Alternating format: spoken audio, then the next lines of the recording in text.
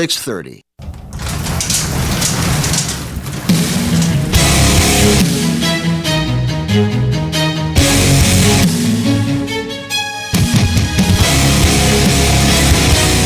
This is Killer Innovations, a show about ideas, creativity, and how you can innovate. Welcome to the Innovator's Garage, where you learn to create your next game-changing killer innovation. Welcome to Killer Innovations. I'm your host, Phil McKinney. Welcome into the studio. If you happen to be listening live on Facebook, you can ask your questions live during the show. Anytime. We will tend to answer those questions during the commercial break, but would love to get interaction. So if there's something that we're covering today that you've got a hot burning question on and you don't want to wait to send it to me as an email afterwards, feel free to post those over as comments over on the Facebook live stream. In between, you can actually share that live stream. You can go back and find all of the other live streams over on my Facebook page and watch them all. We've also have set up a new YouTube channel, so it's under the Innovators Network. We announced the network back a couple of months ago. It's a group of us who are all innovators, been in the innovation game for quite some time. We're kind of coming all together, both with our radio shows, myself, Kim McNicholas, who's been on the show. I've lost track how many times Kim has been on the show. But her show over on KDOW is now part of the Innovators Network. And we're now posting all of the shows over there at the Innovators Network over on YouTube. Plus, you can get either one of our shows, and we'll be adding more shows. We got more shows coming up. We'll be adding those all over onto iTunes. You can also get Kim's show. It's relatively new to iTunes, so you want to hop on over. You can catch Kim McNicholas, her show, which is Kim McNicholas on Innovation, and just search for that either on iTunes or Google Play, Android, anywhere you normally get all of your podcast feeds. So let's get into today's topic. Today's topic, and I'm having a little technical glitch here. Yes, I am. Well, this will be good. This is going to be, this is a test to see how well I do at covering content when you have a tech failure in the studio. So today's topic is on how to ask questions to find killer ideas. It's one of the number one questions I get from listeners. My whole methodology is on questions. You know, I've talked about my killer question card deck, which is many of you have been asking for over a decade to finally publish it. Now that's available. It's basically the premise of the book. But my methodology is really around leveraging the power of questions. And what do I mean by the power of questions? Questions have a unique characteristic in the fact that you cannot not answer them. When I pose you a question, you feel like you have to answer it. You have to, your brain kicks in, you're trying to calculate an answer or come up with an answer when questions are posed to you. It's almost involuntary in the process. So for instance, sitting right here, I'm going to ask you a question. What is half of 13? Now, you've calculated the answer. Now you're back listening to me. Now, if I asked you, if we were sitting here across from each other and I asked you what was half of 13, you would say 6.5. I go, woohoo. Given a math test, I'd give you an A. If I'm giving you an innovation test, it's more like it's a C-. Why?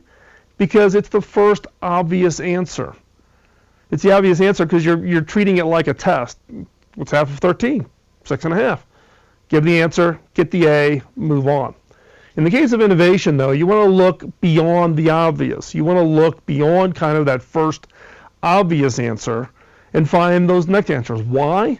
Because guess what? Your competitors stop at that first answer. They stop at that first obvious answer. So, and that's 95% of your competitors. So by simply you looking beyond that obvious answer, then you are actually potentially way ahead of your competitors. So if I'd asked you what is half of 13, and I had spelled it all out, THIRTEN, then we could split it vertically, and you get THIRT and split it half and half, but you split the word literally. If I wrote it as Roman numeral 13 and I had you split it vertically, what's the answer? 11 and 2. You could go 6 or 7 on rounding. You can do, there's 13 cards in a deck of cards. The number 5 card is the middle. There's all kinds of ways you can think about what is half of 13. And in fact, there's a college professor out there who's taken this out of my book and uses it in her classroom. And the most that any one classroom has come up with is 31 different answers to the question, what is half of 13? Now, there are good questions and there are bad questions. And what we're trying to focus on here today is how do you use questions to find that new idea? How do you use questions to find that new idea that can then allow you to come up with that new product, that new service, that new innovation that's a game changer? And it's through questions and getting people to get that subconscious to kind of halt a little bit and look at the problem or look at the opportunity completely differently. So the question I've got for you is, if I go back to what is half of 13, and there's 31 is the most that any one person has done, how many different ways could you answer the question, what is half of 13? Again, good questions, bad questions. This one is an okay question, half of 13, because it's got a defined answer, right? There are questions that are kind of what I call leading questions. Leading questions are, you may think you're asking a question or you're encouraging a dialogue with somebody, but the wording of the question leads the person to the answer, which means you've already got some form of bias or preconceived answer. What you want to do is you want to create questions that causes people to look at things in a completely radical, different way. Something that is totally unexpected.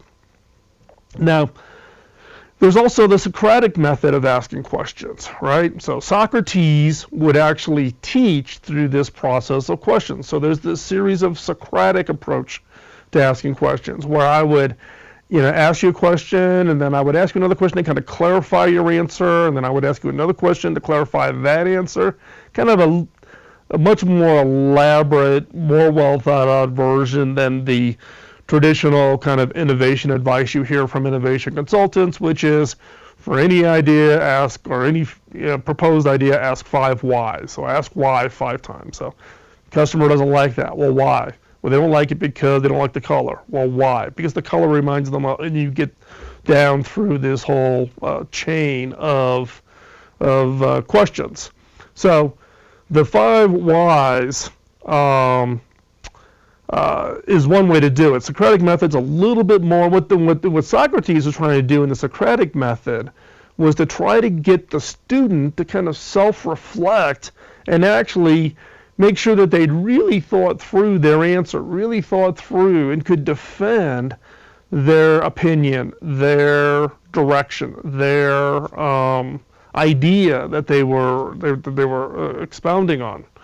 And so there's a variety of different ways to use questions, but the way to create really good questions are questions that really cause you to kind of step back and go, whoa, I got to think differently about this thing. You're asking me a question that I had never considered before, or it's a question that I don't have ready access to the answer. I have to go off and do some research, or I have to go talk to some other people, or I have to go observe something in order to get the answer back. The best kind of questions are those that are really kind of eye-opening in such a way that they cause you to kind of step back, your eyes get really big, and you go, holy smokes, I hadn't even thought about that. Let me see what ideas I can come up with based on that question. So there's lots of questions that are out there. I've got, you can buy the deck, the 40 of them are in the book. I've talked literally about hundreds of them in previous shows, so you can go back and dig through the Killer Innovations archive at killerinnovations.com and go through all of those questions. What I would encourage you to do is start just coming up with your own questions and take other people's questions, find them in the archive on Killer Innovations, go on to, there's lots of really good posts in Pinterest or Flipboard. go search on Google about questions, and you'll come up with a complete, set of questions. Test them out. Test them out on yourself. Test them out onto others, and see where see if they cause you or your team that you're trying to generate ideas from to cause you to take a look at something in a unique and different way. So from that standpoint, you can go do it that way. Now, what I'm going to share with you with the rest of the show today is a series of set of questions and walk you through these particular questions as examples of really good questions. So you are going to stay tuned. We're going to walk through this through the rest of this show. We're going to take a step away. We're going to take a quick commercial break, and when we come back, we'll continue this conversation on how to use questions to find that next great idea. We'll be right back. You're listening to Killer Innovations on the BizTalk Radio Network.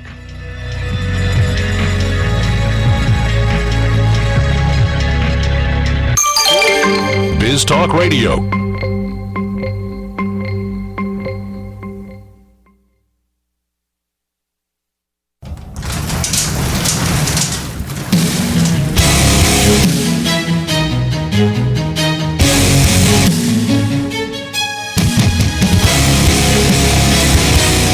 This is Killer Innovations, a show about ideas, creativity, and how you can innovate. Welcome to the Innovator's Garage, where you learn to create your next game-changing killer innovation. Welcome back to Killer Innovations. I'm your host, Phil McKinney. Before we hop back into this segment, I just need to give a little thank you to one of our sponsors today, which is Zoom. Zoom is a video collaboration technology. If you haven't tried it, you need to go try it. We use it when we have guests in the studio, and in fact, we are actually streaming today over on Zoom, so you can always go over to Zoom and find it out. If you want to check it out, you can go to killinnovations.com/live, click on the Zoom button, and you can actually watch the show live via Zoom, so you can get a feel for the quality of what is it like.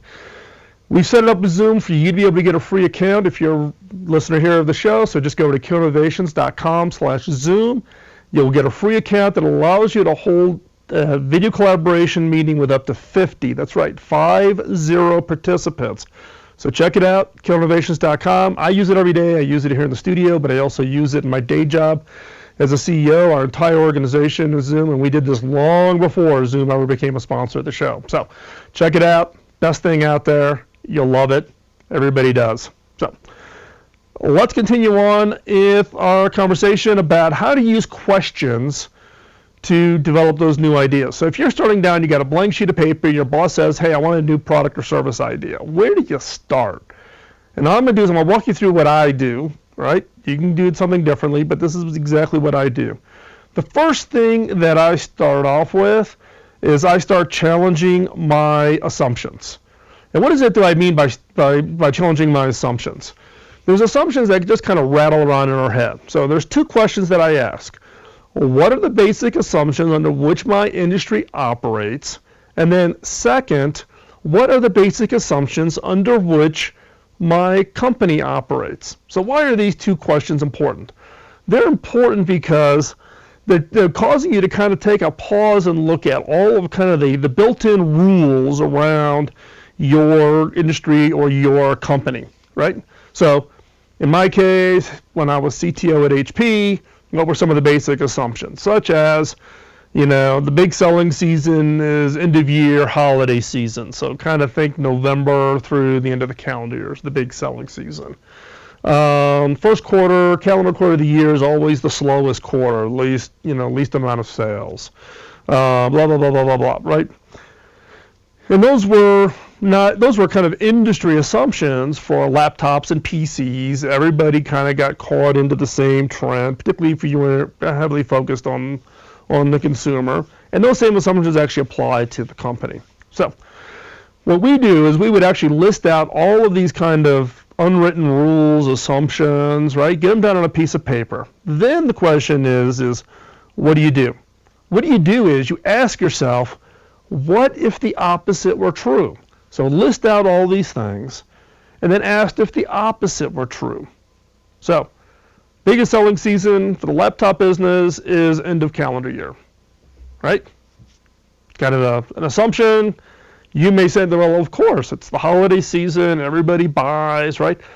In manufacturing, that having those peaky times of year is just a huge problem to get everything through the factories, get it built up in time. Is there a way to kind of smooth it out? That was the challenge. Could we make that not, meaning that wasn't the biggest season, but just one of many seasons, right? So what did HP do? HP went off and focused on creating an entirely new season of selling. What is now referred to as dads and grads. So this is Father's Day, graduation time frame. Thinking of technology as the gift for the dads and grad season, right? So give your dad, some new piece of technology, having son or daughter graduating from high school, needing a new laptop, or a new student going into high school, needing a new device to get ready for school season. Congratulations on doing great in school, whatever it is, right? So in the case of this, we looked at what was a basic assumption, and literally over 3 years of just constantly pounding on this, created an entirely new selling season that actually started to smooth it out. End of year still pretty big. We didn't solve completely that problem, but it did turn into this smoothing out of the manufacturing process, which then in turn became really a great additional selling season, which allowed us to smooth out manufacturing, smooth out all the challenges, right? So the question you've got is under what basic assumptions does your industry operate under? List them all out. What are the basic assumptions of which your company operates, right? And then challenge yourself, what if the opposite were true for each of those assumptions? And that'll be a good sparking point. You may not come up with like a fully formed, idea, but what you will come up with is potentially an area to start searching where there might be something interesting like, hey, how do we get out of that end of year selling season challenge where, everybody's competing to get product through, the factories all at the same time and trying to ship them over by boat to Europe or the US or wherever for sales, whatever. And you got to plan so far ahead. Is there a better way to do that? We took that challenge on 3 years. Now it wasn't even my team. It was somebody else completely over in a different part of HP in the sales and marketing that innovated this idea around dads and grads. Huge success. Great people there. They did a phenomenal job on looking at how do you solve this and challenging themselves to think about what if the opposite were true. The next question I would ask myself, though, if I'm sitting at a blank piece of paper and my boss is saying come up with a new product or service, I would ask myself, what external jolts have the potential to significantly impact my industry, right? Think about retail. Today, if you read the news, a lot of retail stores are going bankrupt. Why? Because more and more consumers are buying things from Amazon or other online stores or from alternative places or from the big box retailers like here in the US, be Walmart or Costco or Sam's Club, whatever. Now, what you really need to do is be a retailer to ask that question, 5 years ago. What would be that external jolt? What would keep customers from buying product from you? And so from that standpoint, this is an important question. It's one of the hardest ones to answer because you got to think about far enough out into the future where it makes sense. Now, these are kind of preface questions. What I would go into then is I go into the ideation session and start asking, this is where I'm going to actually generate ideas. And the way I think about generating ideas is really into 3 categories: the who, what, and how. The who is the customer. Who is it that's going to get value from whatever your idea is, right? So how do you think differently about your customer? The what, the actual product, the actual service that you're actually going to offer. So the actual shiny object. And then the how, everything that happens behind the scenes, everything that comes together, operations, how do you sell it, how do you market it, how do you do HR, those kinds of things. So we're going to take yet another quick commercial break. When we come back, we're going to dig into this who, what, and how, and I'm going to give you actual question examples in each one to help you generate that next big idea. So don't go anywhere. We're going to be right back after this quick commercial break. You're listening to Killer Innovations on the BizTalk Radio Network.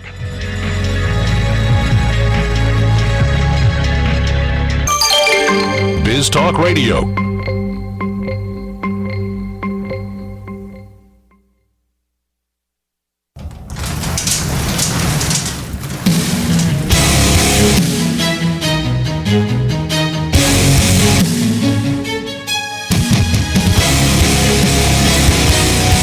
This is Killer Innovations, a show about ideas, creativity, and how you can innovate.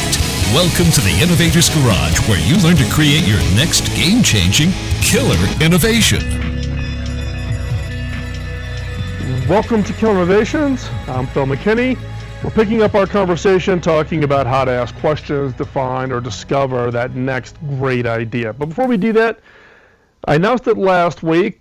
We're kind of doing, count this a little bit of a second announcement, but I'm very, very happy to announce that HP is joining as a sponsor for Killer Innovations. So we already have had Zoom. We've had Zoom for almost 6 months now. HP now has joined as a sponsor, and and I talked about it in the first half of the show. I retired as the CTO for Hewlett Packard back in 2011. I've been gone from HP for quite some time. I am not rejoining HP, so don't misinterpret that. But when we built the studio, the team that actually designed and built the studio chose all HP gear. HP builds great gear. Yeah, you're gonna count me as biased because I was the CTO there, but I've been gone now for 5 years, and but they still build great products. We've just are in the process of upgrading some new things that HP just released, so it's not fully in place yet, so I can't show you new gear as of yet. We'll do that at some point of an upcoming show. But I am a believer. I only take on sponsors for products I use, HP's products I use. Even the team that has no connection to HP chose HP for the equipment for building out my studio here in Colorado. Great stuff. Check it out. And we'll have more information coming up as we roll out the entire sponsorship program with HP. So just want to reach out and give a shout out to HP and say thanks for becoming part of the team here at Killer Innovations. So let's pick up the conversation. How do you ask questions to really generate ideas? Previously we talked about challenging your assumptions, challenging your thinking around jolts, things that come in from the outside that could potentially be some form of either risk or opportunity to your ideas. And in the last segment, I just got into a little bit of the who, what, and how. We're going to talk about that more specifically in this segment. So let's start it off right away with the who. The who is really talking about who is your customer. What is it that the value that they get from your idea? Here are two questions that the most popular ones that I use. They're out of the card deck. They're in the book. The number next to them actually denotes the number on the card deck. So if you've got the card deck, this tells you we're using the who question number 8 and who question number 12. And there are many more questions in that deck around specifically how to think about customers. But these are two that I really like. And I'm going to really focus on number 8. What customer segments will emerge in 5 years that don't exist today? What customer segments are going to emerge in 5 years? Right? Well, think about customer segments. How do you define your customer? Right? Now, some people will denote customer segments by age. Some of them will denote customer segments by income level, by marital status, by geography where they live, those kinds of things. But really what you're looking for is how do you identify and name segments of natural customers that will buy your product or service, right? So some of the names, I'm going to give you just some funny ones that I think are, one, I think enlightening from the standpoint of how to challenge you to think really differently, right? So for instance, what's a yuppie? Okay, come on. Young urban professional. What's a yuffie then? Young urban failure.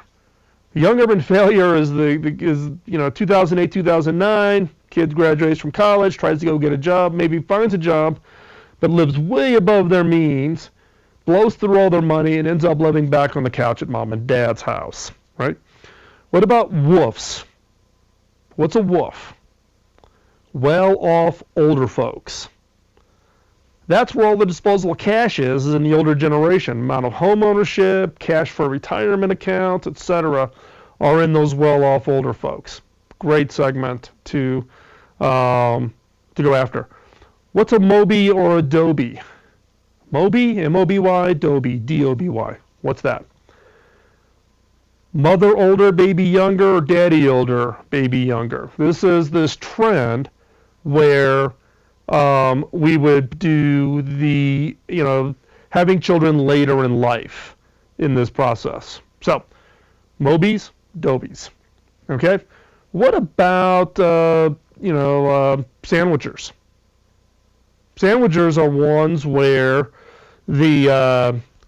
you may be, you're the parent, but you're taking care of kids and you're taking care of your parents. You're kind of the meat between the bread, right? I've done it. My parents both had severe health issues. They moved back home, and then my wife ended up having to take care of both of them until they both passed on, right? Sandwichers injects a huge amount of stress into your day-to-day life, right? And then what about Skippies? What's a Skippy? This is Faith Popcorn's probably the most famous segment. If you don't know who Faith is, go check her out. Skippies, school-age kids with income and purchasing power. This is a segment that online retailers and, for instance, grocery stores really focus in on.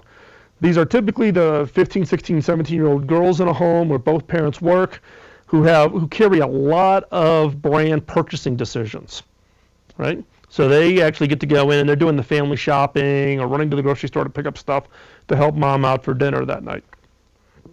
So Skippies, and another important segment. So these are not to say these are the only segments you should think about. The challenge here is how do you think about your segments and what segments will emerge in 5 years that don't exist today, right? The one prediction I can make is that the older population is going to die off. The segments that are focused on the older population eventually go away. Your question is what's going to replace those segments? What are the emerging segments, and how do you then think about products and services to go after those segments? Okay? So the other one was how will I identify and locate customers in 5 years, right? Think about it. 5 years ago, would you be doing Facebook ads? Would you still be running classified ads and print newspapers?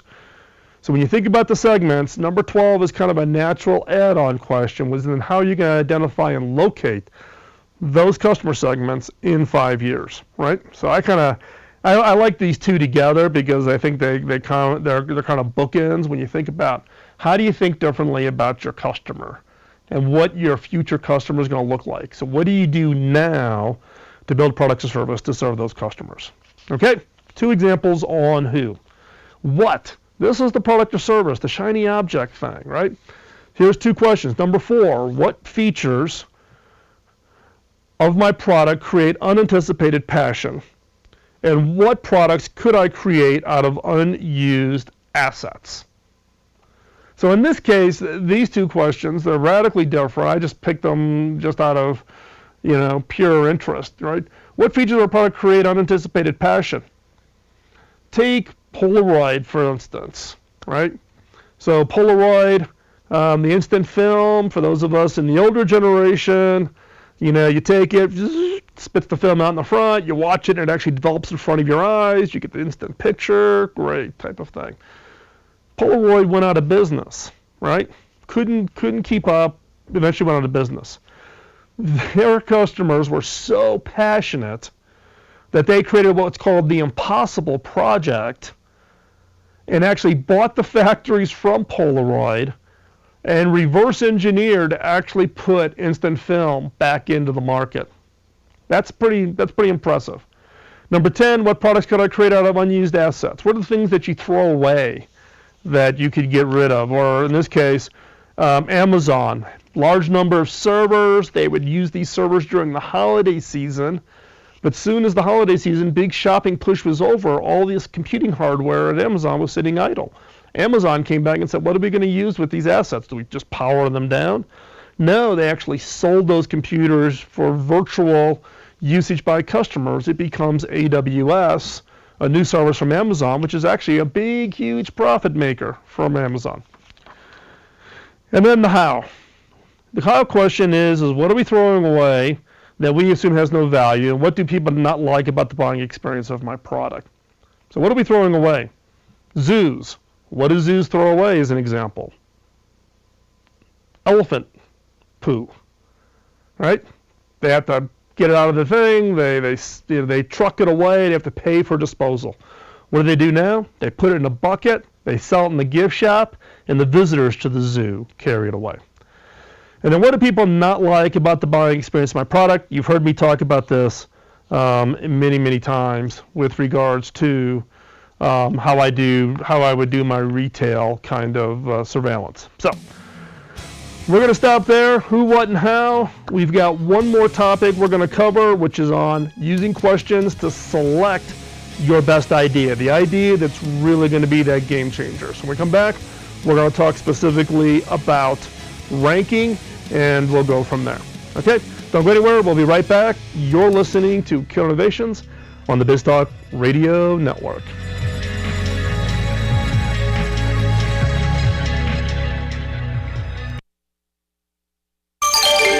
BizTalk Radio.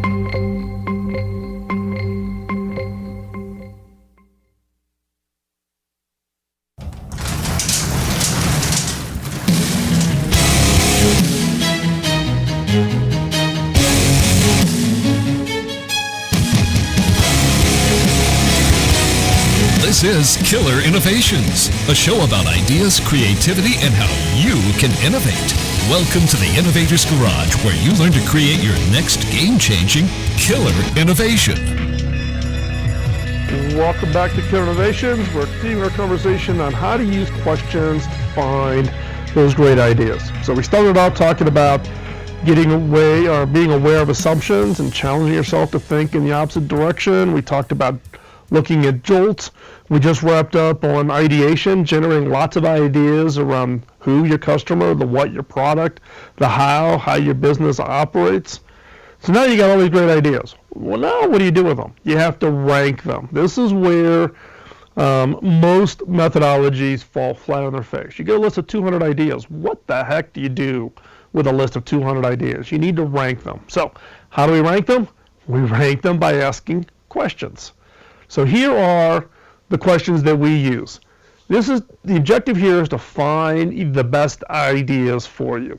So take the entire list, 200, 300 of your ideas. You can go through a little bit of what I call a grouping exercise, which takes all the ideas and puts them into common overlapping groups, kind of bundling them all up. And then for each of those, ask yourself these 5 questions. Number 1, will this idea change the customer's experience or expectation? Number 2, will this idea change the competitive landscape? Or 3, will this idea change the economic structure of the industry? You need to have a strong yes for one of those 3. If you don't have a yes for one of those 3, then why are you doing it? Assuming you have really a strong positive to one of those 3, and if you have a positive to 2 or all 3, then you might have, the grand slam home run idea.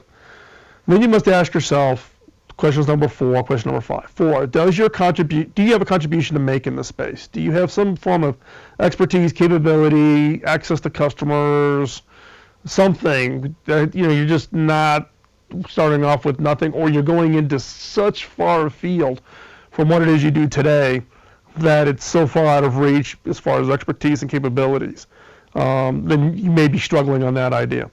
And then number 5, will this idea generate sufficient margin?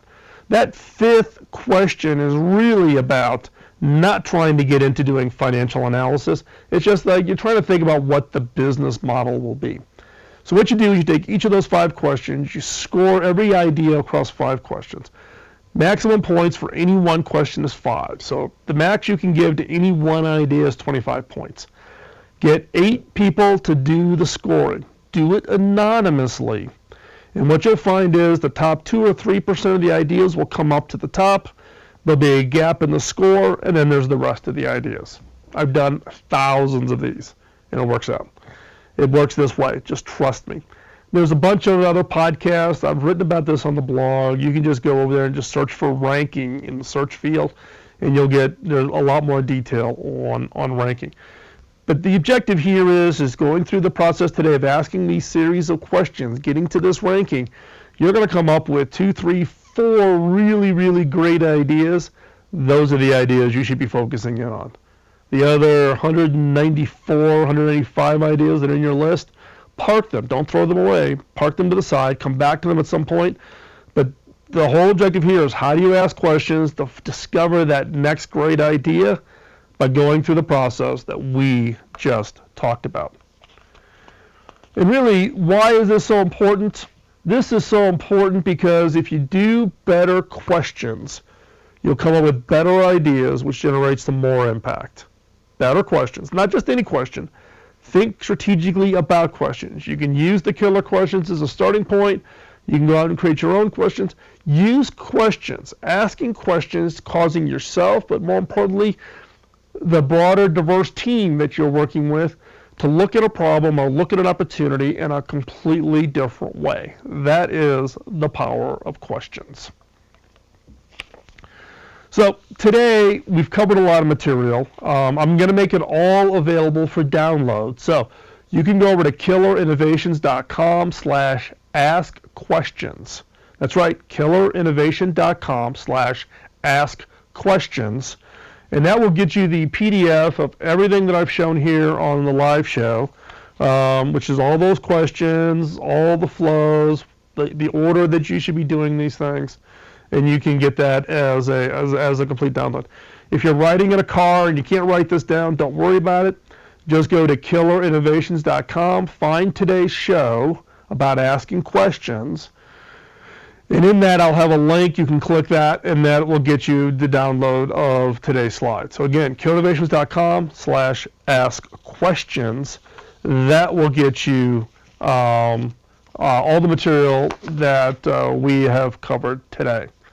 The other is, as I've mentioned, the Killer Question Card Deck is available. Last week I talked about it, but people missed the comment on where do they go get it at. So here I'm being very clear. They are available for purchase at innovation.tools. Innovation.tools. It's the online store. It's a store that's put together by innovators, for designers, for creatives. There's other things over there, but that's where the card deck is available today. You can order it. You can order it worldwide. We're shipping it everywhere. So go to innovation.tools. You can find the card deck, and you can check those out. Also, support our sponsors. As I said earlier, we've added HP as now a sponsor of Killer Innovations. So support them. Go over there. Let them know. Get your free account at killerinnovations.com/Zoom. For HP, we'll have some more information. But if you go over there, if you're talking to HP, if you happen to be buying product from them already, whatever, just let them know that you heard about them here at Killer Innovations. That helps us. And their support helps me support the nonprofits that we're focused on, which is Pioneer Education Africa, building the school in Africa, and hackingautism.org. Our work in neurodiversity hiring and helping those on the autism spectrum find career opportunities. So that's the benefit of the sponsorships. Helps me with the nonprofit work that I'm keenly focused in on. So. And with that, we're going to wrap up today's show. Thank you for the time out of your busy schedule to come and take your time out and be with us. If you have any questions, drop me a note, phil@killerinnovations.com. You can find us all on social media. You can also find us over on LinkedIn. If you are a listener to the show and you want to connect on LinkedIn, feel free to send me the connect request. Let me know that you are a listener, and I'll accept. I get literally thousands of requests a week for LinkedIn. 99% of them I do not accept, but if you are a listener to the show, I will accept. So just go to LinkedIn, you can find me and send me that request. With that, we're going to wrap up today's show. Really do appreciate you taking the time out. And just so you have it, here's all the logistics to find me. And we will talk to you next week right here on Killer Innovations on the BizTalk Radio Network. Have a great day. The opinions you hear on Biz Talk Radio are those of the hosts, callers, and guests, and do not necessarily reflect those of this station, Biz Talk Radio, its management, or advertisers. The information on Biz Talk Radio does not constitute a recommendation, offer, or solicitation to buy or sell any product or service. If you have any questions about Biz Talk Radio, contact us at 817-274-1609 or at biztalkradio.com. Biz Talk Radio.